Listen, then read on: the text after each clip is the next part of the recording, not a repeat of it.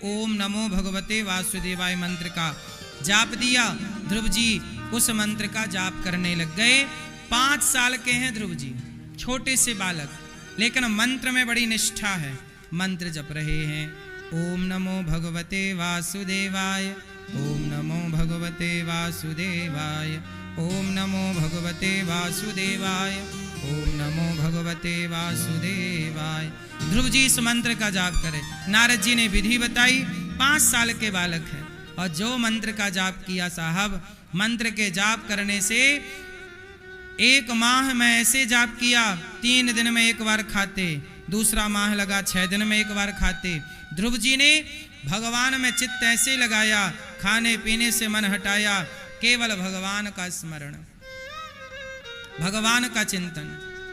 5 माह पूरे हुए, पांव के अंगूठे के बल खड़े हो गए और सांस रोक ली। इंद्रासन हिल गई, इंद्र घबराए, प्रभु प्रभु क्या हुआ, ये भूकंप सा कैसे आ गया। भगवान बोले कि मेरा भक्त प्राणवायु रोके खड़ा है, इसलिए कंपन हो रहा है। तो भगवान से कहा कि जाओ दर्शन दे दो उस भक्त को। तब भगवान ने कहा कि ध्रुव जैसे भक्तों को हम दर्शन देते नहीं, ध्रुव जैसे भक्तों का हम स्वयं दर्शन करते हैं। और दर्शन करने के लिए भगवान प्रकट हो गए।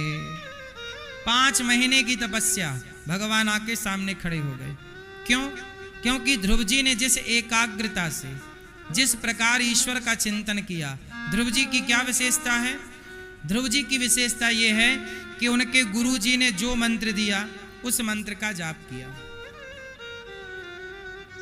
अब आजकल क्या है कि आजकल तो पहले ये देखना पड़ता है कि जो आप लोग मंत्र जप रहे हैं वो मंत्र शुद्ध है कि नहीं।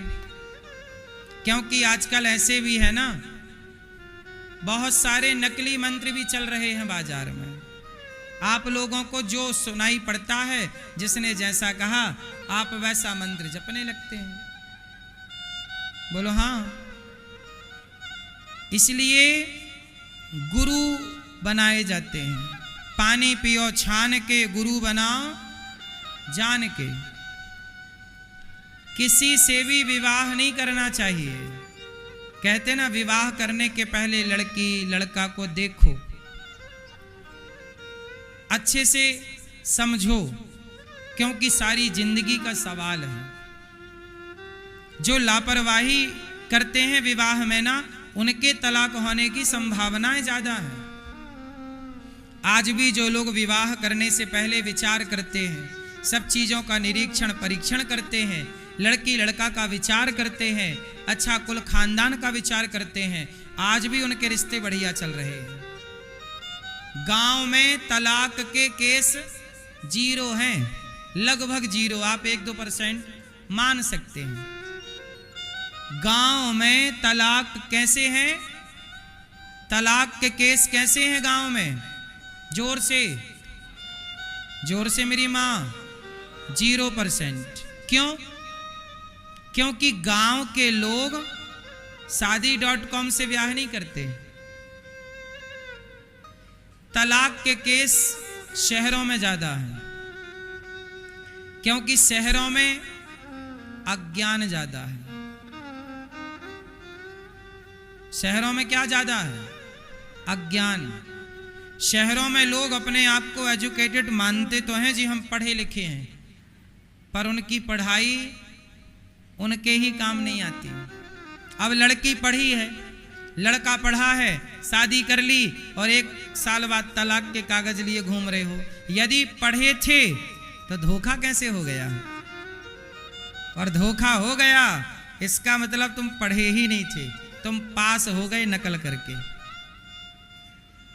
अकल तो थी नहीं, बस तुक्का लग गया, पास हो गए, डिग्रियां आ गई। सफल व्यक्ति वो नहीं है जिसके पास डिग्रियां ज्यादा हैं। सफल व्यक्ति वो है जो अपने रिश्तों को, अपने परिवार को बांध करके जिंदगी गुजार दे। वो सफल व्यक्ति है जिसका पूरी जिंदगी, पति पत्नी है, पूरी जिंदगी निकाल दी, किसी को पता ही नहीं चला कि इनका कभी झगड़ा हुआ है। गांव के लोग सारी जिंदगी गुजार देते हैं, बगल वाले को खबर नहीं मिलती कि इनके आज झगड़ा हुआ है पति पत्नी का। एक भी केस नहीं है मेरे गांव में तलाक के, एक 0 केस तलाक के। क्यों? क्योंकि हमारे यहाँ विवाह होता है, पहले लड़की के बारे में जाना जाता है, लड़के के बारे में पड़ताल की जाती है। लड़के के माँ बाप कौन हैं, लड़की के माँ बाप कौन हैं, माँ बाप का चरित्र कैसा है, लड़के के माँ बाप का चरित्र कैसा है, लड़की के माँ बाप का चरित्र कैसा है, उनका खान पान कैसा है, रहन सहन कैसा है, बोल बताओ कैसा है, उठना बैठना कहाँ है। ये सब यदि आप जान लोगे तो धोखा होगा ही नहीं। अब आप लोगों को रहती है जल्दी, शादी कर ली, बाद में पता चला कि लड़का का कहीं और चक्कर था, लड़की का कहीं और चक्कर था। अब डोलो, अब परेशान हो। इसलिए बिना विचारे जो करें सो पाछे पछताएं, काम बिगाड़ें आपनो जग में होत हंसाएं। इसलिए बहुत विवेक पूर्वक निर्णय लेना चाहिए। आप बताओ पढ़ा लिखा कौन है? जो पढ़ लिख के तलाक ले और दे वो पढ़ा लिखा है? जो माँ बाप को घर से निकाल दे वो पढ़ा लिखा है? कौन पढ़ा लिखा है? जो अपनी पत्नी का रिश्ता, जो अपनी पत्नी को निभाए, जो अपने पति को निभाए, जैसा है पति जैसी है पत्नी निभा रहे हैं, अपनी पत्नी के सिवा किसी को नहीं देख रहे हैं, पति के सिवा कहीं और मन नहीं, ये लोग पढ़े लिखे समझदार हैं, जो रिश्तों को निभाना जानते हैं। आजकल बड़े बड़े पढ़े लिखे लोग रिश्तों की कदर नहीं करते। बोलो हाँ। बिल गेट्स की पत्नी ने 27 साल बाद बिल गेट्स को तलाक दे दिया। बोलो हाँ। बिल गेट्स जानते हो से? बिल गेट्स पूरी दुनिया का सबसे अमीर व्यक्ति है। इतना बड़ा आदमी है कि पाकिस्तान जैसे कई देश एक दिन में खरीद सकता है, पूरा देश खरीद सकता है, इतना बड़ा आदमी है। लेकिन उसकी पत्नी ने तलाक दे दिया। बिल गेट्स दुनिया का सबसे सफल बिजनेसमैन है, व्यापारी है, व्यापार चलाना सीख गया पर परिवार चलाना नहीं सीख पाया। कौन? Bill Gates. जो व्यापार चलाना सीख गया जरूरी नहीं है कि वो परिवार चलाना सीख जाए। इसलिए मुझे लगता है जो परिवार चलाना सीख गया वही सबसे समझदार है, क्योंकि परिवार शुरू से लेके अंत तक परिवार साथ देता है। परिवार की जरूरत पड़ती है, हमें परिवारों में रहना है, बंध के मर्यादाओं में रहना है। इसलिए मेरी मां, पढ़ाई लिखाई का मतलब केवल डिग्री नहीं है, रिश्ते आप कैसे निभा रहे हैं। आपका बेटा नालायक निकल गया तो आपके पैसे का क्या कर लोगे? अब कमाए हो पैसा पर बेटा पराई औरत के संग घूम रहा है, नशा कर रहा है, गलत कर रहा है, अब क्या करोगे पैसे का? किसके लिए कमा रहे हो? बेटा तो बिगड़ गया। थोड़ा पैसा कम कमाते, बेटे पे ध्यान देते, बेटा योग्य बनता तो तुम्हारा जितना पैसा था सार्थक हो जाता। आपने बेटों पे ध्यान दिया नहीं, बेटियों पे ध्यान दिया नहीं, रास्ता भटक गए। अब तुम्हारे पैसे क्या कर लेंगे? रखे रहो पैसे। सफल माता पिता कौन है? कहते हैं व्यापार पर ध्यान ना दो तो व्यापार बिगड़ जाता है, स्वास्थ्य पर ध्यान ना दो तो स्वास्थ्य बिगड़ जाता है, परिवार पर ध्यान ना दो तो परिवार बिगड़ जाता है, बच्चों पर ध्यान ना दो तो बच्चे बिगड़ जाते हैं। इसलिए एक समझदार स्त्री और पुरुष वो है जो सब पर प्रॉपर ध्यान दे। सब पर ध्यान दीजिए, अपने स्वास्थ्य पर भी ध्यान दीजिए, नहीं तो बिगड़ जाएगा। लापरवाही ना करिए। अपने बेटे पर ध्यान दीजिए, लापरवाही ना करिए, हाथ से निकल जाएगा बेटा, फिर तुम्हारी दौलत कर लेना, फिर जो करना है। माँ बाप की सबसे बड़ी दौलत बच्चे ही होते हैं। बोलो हाँ। आपका बेटा योग्य है, आपकी इज्जत करता है, आपका आदर करता है तो आप सफल माँ बाप हैं। और आपका बेटा आपकी तनिक इज्जत नहीं करता, तो आप जितना गरीब बाप कौन होगा। तुम्हारे पास करोड़ों होंगे पर तुम्हारा बेटा तुम्हारी इज्जत नहीं करता। तुम सबसे गरीब बाप हो, तुम्हारा बेटा ही तुम्हारी इज्जत नहीं करता। तुम सबसे गरीब आदमी हो, तुम्हारी पत्नी ही तुम्हारी इज्जत नहीं करती। इस धरती पे सबसे गरीब कौन? जिसकी पत्नी इज्जत ना करे, वो आदमी। जिसका बेटा इज्जत ना करे, वो पुरुष सबसे गरीब है। सबसे अमीर कौन? इस धरती पे सबसे सुखी कौन? चाणक्य लिखते हैं कि इस धरती पे सबसे सुखी वो है जिसकी पत्नी आज्ञाकारी हो, पुत्र आज्ञाकारी हो। जिसकी पत्नी आज्ञाकारी, पुत्र आज्ञाकारी और निरोगी काया जिसकी है, उससे अमीर इस धरती पर कोई नहीं है। आपकी पत्नी आज्ञाकारी है और आपका बेटा आज्ञाकारी है, आप सबसे सफल पिता हैं। और आपका बेटा एक बात नहीं सुनता, बुलाओ यहां, जाता वहां है। तुम सबसे असफल, फेल पिता हो, फेल हो गए। बाप का भी एग्जाम है भैया, तुम ये ना सोचो बच्चों का एग्जाम है। तुम माताओं का भी एग्जाम है, तुम पिताओं का भी एग्जाम है। तुम्हारे बेटे सफल हो गए, तुम पास हो गए। तुम्हारा बेटा सिगरेट पीने लग गया है, तुम्हारा बेटा शराब पीने लग गया है, तुम्हारा बेटा मोबाइल पर किसी लड़की से बात करने लग गया है। अब समझ लो कि अब बहुत दिन नहीं है बिगड़ने के, शुरुआत हो चुकी है। संभल जाओ, संभालो। ध्रुव जी महाराज ने सबसे बढ़िया काम क्या किया? पहले तो गुरु के वचनों पे गुरु जी ने मंत्र दिया, उस मंत्र का जाप किया। आजकल आप लोग गुरु मंत्र पर जाप नहीं करते, गुरु मंत्र का। आपको गुरु वचनों, पहले क्या था, गुरु वचनों पे लोगों को भरोसा हुआ करता था। सबसे पहला भक्ति का पड़ाव क्या है? पहला पाठ, भक्ति का पहला पाठ है गुरु वचनों पर भरोसा। गुरु जी ने कह दिया कि सच बोलना है तो सच बोलेंगे। गुरु जी ने कह दिया कि मंत्र का जाप करना है, जाप करेंगे। अब आजकल गुरु जी जो कहते हैं वो लोग सुनते ही नहीं, बस वही नहीं करेंगे जो गुरु जी ने कहा, बाकी अपने मन से सब कर डालेंगे। तो कैसे लाभ होगा भाई? डॉक्टर ने जो कहा है उस हिसाब से दवाई खाओ, उस हिसाब से परहेज करो, आराम मिलेगा। आप डॉक्टर के हिसाब से चल ही नहीं रहे हैं, कैसे रोग ठीक होगा? तो नारद जी ने जो मंत्र दिया, जो विधि बताई, ध्रुव जी ने उस विधि का पालन किया। 5 महीने में भगवान सामने आ गए। ध्रुव जी ने कहा, भगवान ने शंख का स्पर्श गाल में कराया, पुत्र कुछ मांग लो।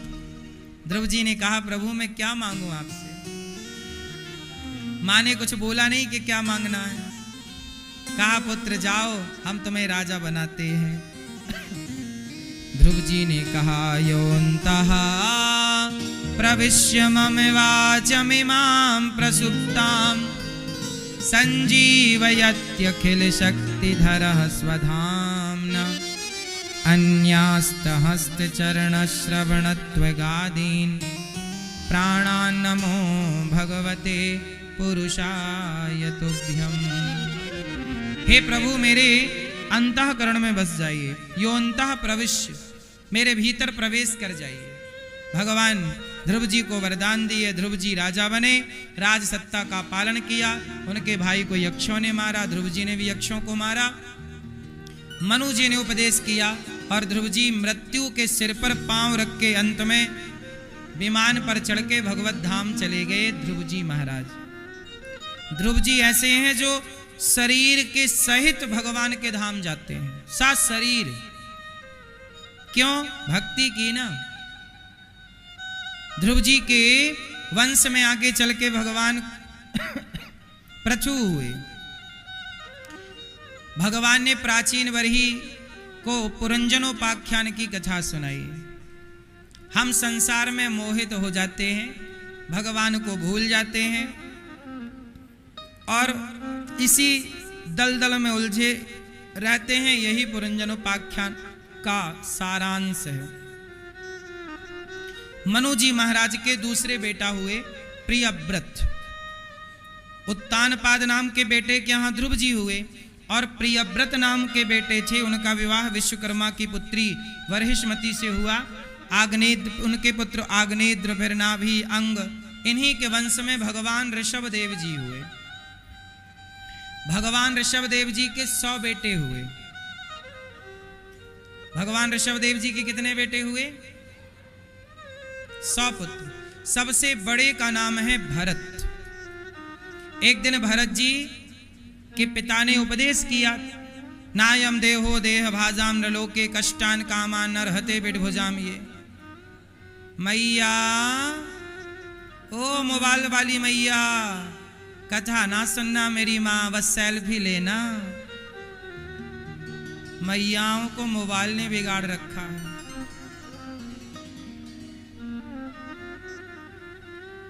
मैयाओं को भी छोरा छोरियों ने सेल्फी सिखा दी। अब ये भी मोबाइल ऐसा लिए घूमती रहती। इनका फ्रेम बनता ही नहीं, कहां से आ रही है सेल्फी? कैमरा बाहर वाला चालू है और ढूंढ रही अपने को, हम नहीं आ रहे महाराज, हम नहीं आ रहे। अब कैमरे नहीं पलटाना आ रहा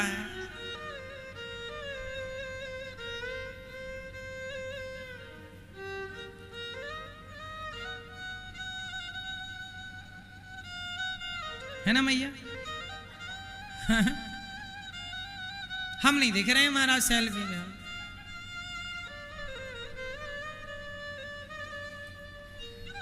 नायम देहो देह भाजाम नलोके कष्टान कामान नरहते बिडभुजाम। ये तपो दिव्यम पुत्र का ये न सत्वम। भगवान ऋषभ देव जी ने अपने पुत्रों से कहा, शरीर क्यों मिला? ये मानव शरीर ईश्वर ने हमें क्यों दिया? क्या करने आए हो? क्या कर रहे हो? क्या करना था? सुंदर। भरत जी इतने प्रभावित हुए अपने पिता के उद्बोधन से। देखो, पहले का बाप अपने बेटों को उपदेश करता था। पहले का पिता क्या करता था? अपने बच्चों को उपदेश देता था। आजकल का बाप, उसे खुद को ही उपदेश पता नहीं है। आप लोगों के बच्चे भटक क्यों गए? इसका सबसे बड़ा कारण है कि बच्चे नहीं भटके, आप ही भटक गए। जब माँ बाप भटक जाएंगे तो बच्चे अपने आप भटक जाएंगे। माँ बाप अपना नियम ना छोड़ा होता, अपनी संस्कृति अपने संस्कार ना छोड़े होते, तो बच्चों का इतना ह्रास ना होता। मैं आज बच्चों को दोषी नहीं मानता, मैं बच्चों के माता पिता को दोषी मानता हूं। और केवल मैं नहीं, चाणक्य भी दोषी मानते हैं माँ बाप को। चाणक्य लिखते हैं माँ बाप के लिए कि माता शत्रु पिता वैरी, ये न बालो न पाठिता, न शोभते सभा मध्य हंस मध्य व को यथा। वह माता पिता जो अपने बच्चों को समय नहीं देते, संस्कार नहीं देते, पढ़ाते नहीं, लिखाते नहीं, वो माँ बाप अपने बच्चों के सबसे बड़े दुश्मन हैं। बच्चों का सबसे बड़ा दुश्मन कौन? वो माता पिता जो अपने बच्चों को संस्कार नहीं देते। अब जैसे आपके बच्चों को, आपके घर में कोई संत आता है ना, तो आपके बच्चे उन संत को प्रणाम कैसे करते हैं? आपको बोलना पड़ता, बेटा पांव छुओ। ये आप पास हो कि फेल हो? फेल हो। आपको बोलना पड़ा कि बेटा पांव छुओ। हमारे माँ बाप को तो नहीं बोलना पड़ता, कोई संत आते हैं कि पांव छुओ। हम लोग खुद अपने धर्म को निभाते हुए पांव छूते हैं। फिर आप इतना तो सिखाओ कि संतों की इज्जत करो बेटा, बड़ों की। पांव, तुम्हारे बच्चों को पांव तक छूना नहीं आता, लेफ्ट हाथ से पांव छुएंगे, क्या खड़े खड़े घुटने तक जाता है। कमर ऐसी अकड़ गई है कि पांव कहाँ छूते हैं, घुटने ऐसे पांव छूते हैं माँ बाप के, जैसे माँ बाप पर उपकार कर रहे हो। संतों के तो छोड़ दो, तुम्हारा बेटा तुम्हारे ही पांव नहीं छूता। कैसे छूता है तुम्हारा बेटा पांव, बताओ? सिर रखता है पांव में? रखता है तो ठीक है, नहीं रखता तो आपकी गलती है कि आपने बेटे को, बुआ को कैसे प्रणाम करना है, फूफा को कैसे प्रणाम करना है, दादा को कैसे प्रणाम करना है, दादी को कैसे प्रणाम करना है, माँ को कैसे प्रणाम करना, गुरु को कैसे प्रणाम करना, सिखाया नहीं। कैसे प्रणाम किया जाता है, नहीं सिखाया। कुछ सिखाया होता, कुछ राम के बारे में सिखाया होता, कुछ कृष्ण के बारे में। आपके बेटों को पता है कि श्रवण कुमार कौन है? आपके बेटों को पता है कि हरिश्चंद्र कौन है? नहीं पता तो ये जिम्मेदारी थी किसकी? पहले की दादी नानी कहानियां सुनाया करती थी, कहानियां हरिश्चंद्र की हुआ करती थी, कहानियां किससे? राम की हुए करते थे, कृष्ण की कहानी किससे हुई। इसी बहाने बच्चों को राम कृष्ण का ज्ञान हो जाता था। आजकल कौन कहानियां सुना रहा है? आप अपने बच्चों को कहानियां सुनाती हो? मैया आप सुनाती हो कहानी? कौन सी कहानी सुनाई थी? हैं? Johnny Johnny yes papa? मैया आप कहानी सुनाती हो बच्चों को? पीली मैया नहीं? सुनाया करो मेरी माँ। बड़े हो गए, छोटे थे तो सुनाई, छोटे थे तब भी नहीं सुनाई। नहीं सुनाई इसलिए जल्दी बड़े हो गए, सुनाते थे थोड़ा लेट बड़े होते।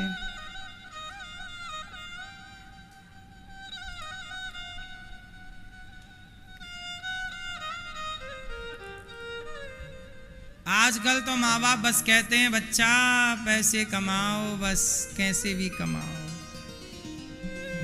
नायम देहो शरीर मिला है। भरत जी ने जब पिता की बात सुनी सब छोड़कर चले गए गंडकी के तट पर और वहां तपस्या करने लग गए, चिंतन करने लग गए। पर भरत जी जैसे ज्ञानी भी वहां गए और जानते हो क्या हो गया? वहां जाने के बाद एक मृग से प्रेम हो गया। जंगल में एक मृग था, वो पानी में बहता हुआ जा रहा था। भरत जी नहा रहे थे गंडकी नदी में, तो भरत जी ने देखा कि कोई मृग का बच्चा बह रहा, तो दौड़ के गए, बचा लिया। बचाए, कुटिया पे लाए, सिकाई की, घास दिया, वो बच्चा खाने लगा और वो भरत जी को चाटने लगा। धीरे धीरे भरत जी का अटैचमेंट उस मृग के बच्चे से हो गया। उस बच्चे को उन्होंने पाल लिया, उस बच्चे की देखरेख करने लग गए। अब धीरे धीरे क्या हुआ कि धीरे धीरे उस मृग में इतने आसक्त हो गए कि भगवान का भजन छूट गया। भगवान की माला जपते थे, चिंतन करते थे, तपस्या करते, सब छूट गया। अब पूरा दिन उसे घास खिलाना, नहलाना, उसे घुमाना, टहलाना, इसी में समय जाने लगा। आए थे हरि भजन को, आटन लगे कपास। एक दिन क्या हुआ, भरत जी के मरने का टाइम आया, तो भरत जी की मृत्यु आई। यमदूत आए, यमदूत पकड़ के ले जाने लगे, तो भरत जी मृग को देखने लगे और मृग को देखते देखते मर गए। मृग का चिंतन करते मरे। तो यमराज जी ने कहा कि भाई आप तो बड़े साधु हैं, संत हैं, तपस्या की, पर आपके आखिरी समय आपका मन एक मृग में लगने से आपको मृग की योनि में जाना पड़ेगा वापिस। तो भरत जैसे ज्ञानी को वापिस कहाँ आना पड़ा? मृग बनना पड़ा। क्यों? क्योंकि मरते समय चित्त में मृग था। इसलिए कहता हूं कि मरते समय चित्त में मृग ना हो, मरते समय चित्त में केवल भगवान हो, मनमोहन हो, कृष्ण हो, और कोई ना हो, और किसी के चिंतन से आपका भला ना होगा। आखिरी टाइम पर है खेल, याद रखना मेरी माँ, एक नंबर ना आए ना, एक नंबर में बच्चे हार जाते हैं, फेल हो जाते हैं। सारे सालों साल की मेहनत एक नंबर के कारण रह जाती है। क्यों? ये बात सही है कि गलत है? बोलो हाँ। रात रात जागना, रात रात पढ़ना, दिन भर पढ़ना, खेल कूद के समय को भी काट करके पढ़ाई में लगाना, कितनी मेहनत करते हैं बच्चे, पर वो मेहनत करने के बाद भी बेचारे एक नंबर से रह गए हैं। ऐसे ही भरत जी रह गए। इतनी तपस्या की, इतना चिंतन किया, पर आखिरी में एक मृग में मन लग जाने से उन्हें मृग बनना पड़ा। इसलिए मेरी माँ, आप लोग अपना मन कहाँ लगाई हो? अभी कहाँ आप लोगों का मन लगा हुआ है? मैया कहाँ मन है आपका मेरी माँ? है कथा में बेटा में मन लगेगा तो आपको भी बेटा बन के फिर पैदा होना पड़ेगा। बेटी में मन लगेगा तो आपको अगले जन्म में फिर बेटी बनना पड़ेगा। आपके घर में यदि कुत्ता है, मेरा टॉमी, मेरा शेरू, यदि कुत्ता है और कहीं कुत्ते में ज्यादा मन लगा तो आपको अगले जन्म में उसी कुत्ते की धर्म पत्नी बनना पड़ेगा।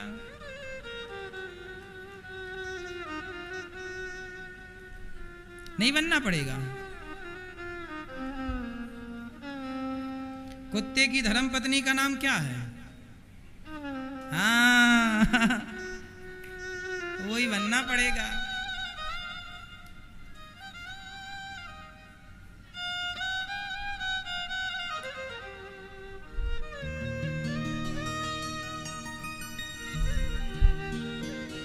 इसलिए ना मन पैसे में लगे, ना बेटी में, ना बेटा में, ना तो कुत्ता, ना बिल्ली, ना पशु, ना पक्षी। मरते समय मन इतना तो करना स्वामी, जब प्राण तन से निकले, गोविंद नाम लेकर मेरे प्राण तन से निकले। आना जरूर आना, राधे को साथ लाना, मुरली मधुर बजाना, जब प्राण तन से निकले। तो मरते समय केवल भगवान का चिंतन। सही है ना मेरी माँ? इसलिए कहता हूं अभी से मन हटाओ, सबसे मन हटाओ, सबसे मन हटाओ। अब बहुत लगा लिया मन। देखो बाजार में दुकान लगती है। पहले के जमाने में ना बाजारें लगती थी, मंगलवार बुधवार की बाजार, गुरुवार की बाजार। सुना है आपने ये सब कि मंगलवार की बाजार, हमारे गांव में बाजार मंगल को लगती है, कहीं रविवार को बाजार लगती है, कहीं सोमवार को बाजार लगती है ना? हफ्ते में एक दिन बाजार लगती है। उस बाजार में साग सब्जी भी मिलता है, नमक मिर्ची भी मिलता है, बाजार है। तो बाजार में क्या होता है, सुबह से ना व्यापारी अपनी दुकान फैलाता है। सड़क के किनारे है, मैदान में दुकानें खुले मैदानों में लगती हैं। क्यों? जो एक दिन की बाजार होती, समझ रहे हो ना मेरी माँ? वो दुकान फैलाता है, यहाँ हल्दी, यहाँ नमक, यहाँ मिर्ची, यहाँ पूरी दुकान फैलाएगा। लेकिन जब शाम होगी ना तो वो अपनी सारी दुकान क्या करता है? बोलो, समेटता है। हाँ, आप लोगों ने भी अपनी दुकान फैला तो ली, यहां मन लगा लिया, यहां मन लगा लिया, इस पे मन लगा लिया, इसको दिल दे दिया, उसको दिल दे दिया, सबको बांट तो दिया, लेकिन आपने समेटा नहीं। इसलिए व्यापारी अपनी दुकान कब समेटता है? दिन में कि रात में? बोलो। हाँ, आपकी भी रात आने वाली है। दिन क्या है? लड़कपन सुबह है, दोपहर जवानी है, और बुढ़ापा आ गया ना, मतलब समझो शाम आ गई। और शाम के बाद क्या आएगी? क्या आएगी? रात आएगी। रात मतलब मृत्यु। तो मौत आए उसके पहले अपनी दुकान समेट लो, सबसे मन हटाओ, ईश्वर में मन लगाओ, वरना दुकान फैली रहेगी तो काम ना होगा। हिसाब किताब कैसे करोगे? तो शाम होते ही, रात होते ही जल्दी दुकान समेट लो। मौत आ गई, समय कम बचा है, सिर पे मौत नाच रही है, अब जल्दी से समेटो। फैलान तो फैला ली, सब में मन लगाया। कहां कहां मन लगा है आपका? मैया कहां कहां मन लगा है? इसमें मन, बेटे में, बेटी में। जैसे किसी के 4 बेटे हैं तो 4 बेटे हैं और 2 बेटी हैं, या किसी के 2 बेटे 2 बेटी, या 1 बेटा 1 बेटी, तो बेटा में भी मन लगा है और बेटी में भी मन लगा, और बेटा बेटी के जो बच्चे हैं उनमें और मन लगा। दादी बोलती है मेरा पोता मेरे बिना रहता नहीं है, हाँ मेरा पोता रहता नहीं है मेरे बिना। हाँ झूठी दादी, इससे बड़ा झूठ क्या होगा? मेरा पोता रहता नहीं है मेरे बिना। फिर तुम मर जाओगी एक दिन तो क्या पोता रहेगा नहीं? बढ़िया रहेगा, बढ़िया खाएगा पिएगा मौज करेगा। ये तुमने गलत फहमी पाल रखी, मेरा पोता रहता नहीं, मेरी पोती नहीं रहती। हाँ मेरे साथ सोती है मेरी पोती, मेरा पोता मेरे बिना रोता रहता रोता रहता। तो तुम बात कर लेना वहां यमराज जी से कि हम ना जाएंगे, देखो हमारा पोता नहीं रहता।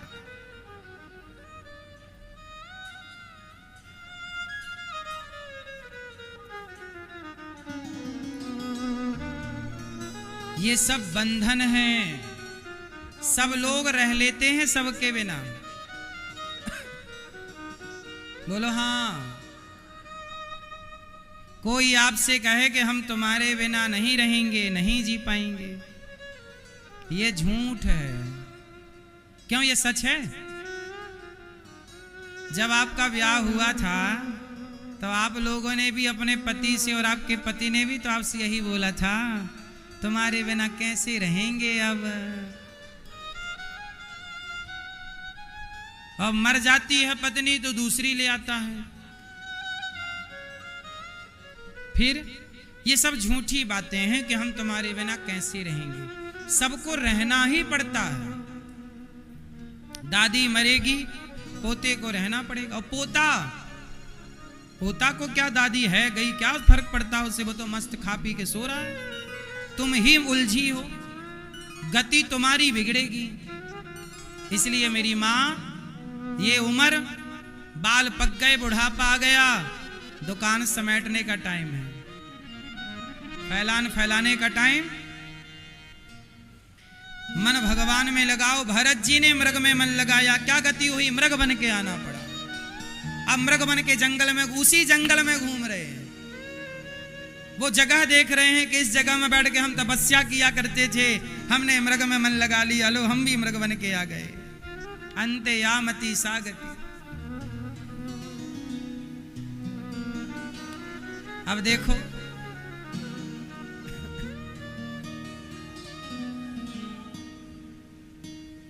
ए भैया,